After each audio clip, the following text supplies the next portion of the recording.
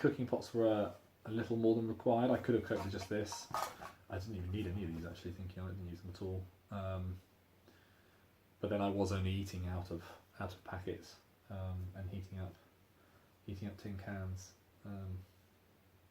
So that might be an error. I can drop the weight down a little. Or if you're cooking with 2 people, perhaps get rid of the mug and just rely on 1 or 2 of these. So I'll drop those out of the way. Oh, my head torch. This is great. I had a Coldmore one before, and then this was a present over Christmas, and it's really good. 3 light levels, strobe, and turns off, and it's got a zoom lens as well, so you can really. It doesn't look that bright now, but it really is, and it has a rechargeable battery in the back. But it will run on normal batteries, so I always bring normally just charge the rechargeable. It's also got a red LED there for standard reading in the evening, which I read with because fall asleep straight afterwards doesn't ruin your night vision. That's quite nice. Food, I brought 3 tins as you saw. How much water did I bring? A 2 litre bottle of Evian, a single litre bottle, this stuff, 2 of those, and they're 0.6 each, I think, and then that 2 litre bottle, so that's 4.2 litres. It's a bit much really. I probably came back with at least one of those full. That might be an area I could really drop the weight down if I find a way of purifying and things, but there'd be nothing more frustrating than walking out with insufficient water, getting to where you want to be, having not found a stream or river, and then rationing your water.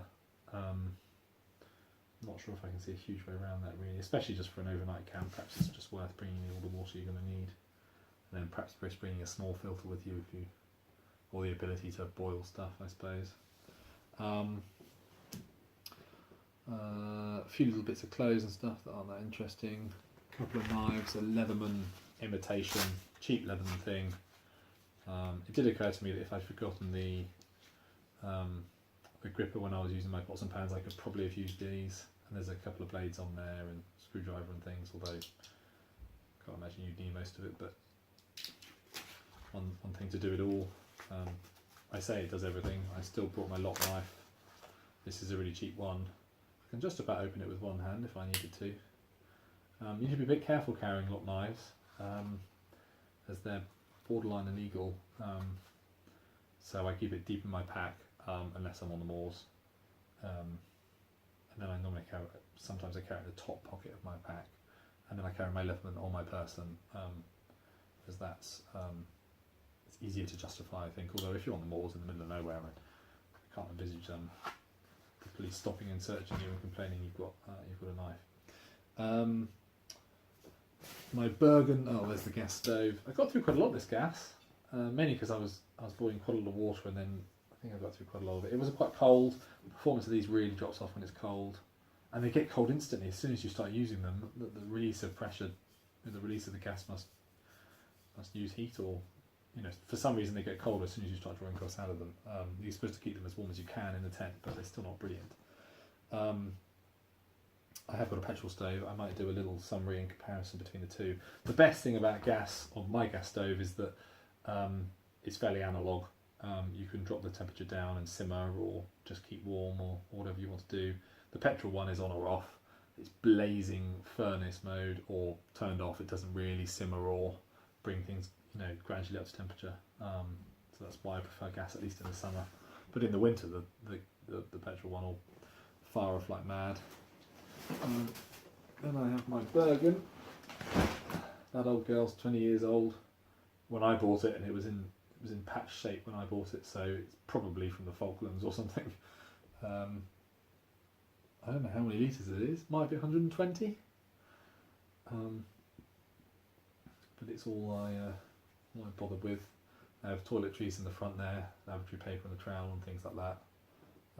Which I'm not sure anyone's going to be interested in. This is the spoon. Found the spoon. This spoon was £2 something or other from Go Outdoors. It's melted slightly when I was using it on a barbecue. Not sure if you can see that. It's quite good for £2. I was looking at the titanium one for £10, but that seems a bit silly for a spoon or a spork. The only problem with it is it's really wide. And if you've got a huge mouth, then it might be okay. But putting that into your mouth with this serrated edge, I have got a slight rough feeling in my mouth this morning, and I think it's because I was using this for all day and all night. So although it's a good size, if anything, it's too wide. So I think, and I don't know why you would want that tiny serrated. You're not going to be able to cut through steak with that. So why or barely a sausage? So why have that serrated edge? I think I'm going to probably just shave a few millimeters off that, drop the width of that down, and I might do the same on the other side, and then all fit in my little mouth. Because otherwise, over time you just get serrated feeling there. A few other bits of food no one's interested in. I'll show you this because it's embarrassing and amusing. Little microfiber towel, £1 worth or something. More just when I'm washing my face and stuff, although I don't really use it very much. And then wet wipes, some face wipes there, toothbrush, toothpaste. This is a terribly tacky camo wash bag that I got as a present when I was about 12, and as you can see I haven't used it yet, or barely used it. I'm still not really using it, but thought I brought it. I bring that anyway. That's pretty much everything I brought. So I'm going to do a bit of weighing and see how much heavier that camp bed is than the other bed, how heavy my tent is, and try and work out how I can drop the weight down a bit. On the dog bed, that was really big because I had a dog bed, a towel, and a blanket wrapped up in the bed. So that might have been a kilo or two. It'd be nice if I could. Well, I don't know. The dog won't be happy, but perhaps I'll try and drop that down a little. Oh no, I did bring more stuff than that. Bit of slow gin which I didn't drink. Butter. This was heaven. I really like this butter. Bring a bit of butter. You can fry with it. It makes those awful dehydrated meals taste so much nicer. Everyone says butter's bad for you, but I think processed oils are far worse, and hydrogenated fats and things far worse than a relatively natural butter. Coconut oil might be a good alternative. Yeah, that really made things taste nicer. Really. Compass, I didn't really use it very much. If I'd been cleverer, with hindsight, I really should have looked at the weather and seen where the wind was coming from, making sure it wasn't going to change overnight or in the morning, and then when I'd arrived, got the compass out and make sure I was entirely sheltered from the wind. It wasn't going to change overnight, or if it was, try and compromise or position myself somewhere advantageous. I think the tent might be able to handle a bit more wind. I'm sure it can with additional guy ropes, but knowing where it's coming from, it's just going to make your evening quieter and more pleasant, really. So I should have done that, but I was lucky the wind didn't really change, so it wasn't too bad. But the tent was still blowing around quite a lot.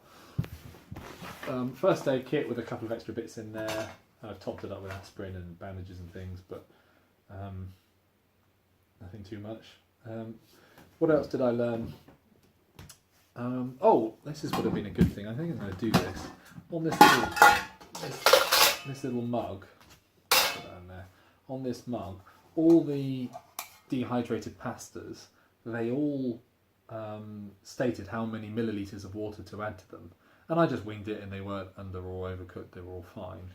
But I think I may measure this in volume and then put a couple of notches in the steel as to roughly, 200ml and 500ml or whatever it is, just so I know roughly how much I'm putting into something. There's no disadvantage to that, and why not? Other thing I did is I pitched my tent so it was uphill in one plane, but it was also still at a slight angle, so I had to put my camp bed diagonally in the tent to try and make myself unlikely to roll off the bed. I wasn't gonna roll downhill with it, but I might have rolled off the bed. So my head was still higher than my feet, but it was tempting to roll to my left a little bit until I moved the mat diagonally, and then that was just about enough. But I think I would have been a bit more aware of that with hindsight. What else? Maybe an inner liner for that sleeping bag. It does get a bit sticky and clammy feeling. I think that's just the cheap material. Not sure if I can do much about that, but maybe a liner and a quilt, a lightweight quilt if I can get one. That's pretty much it, guys. I didn't bring that many really warm clothes. Oh, I did bring my waterproof. It's a Gore-Tex Army Issue one. If you get Army Issue, you can get quality Gore-Tex for a fraction of the price of the branded Berghaus stuff. So I do. But I didn't have that many warm clothes. With hindsight, a really warm jacket would have been nice. And maybe a second pair of socks in case your boots get wet. My boots are ancient, so I think they need to top up with Dublin because they did get quite wet on the walk home. I've got some really good gaiters, but I didn't fit them because I stupidly thought it wouldn't rain that bad. But the walk back through the long grass was really soaking. So I'll dry my boots out, give them a full dub in, and hopefully I'll get more use out of them. If not, then I'll have to replace them. But there you go. I think that might be it. So I've really enjoyed the trip.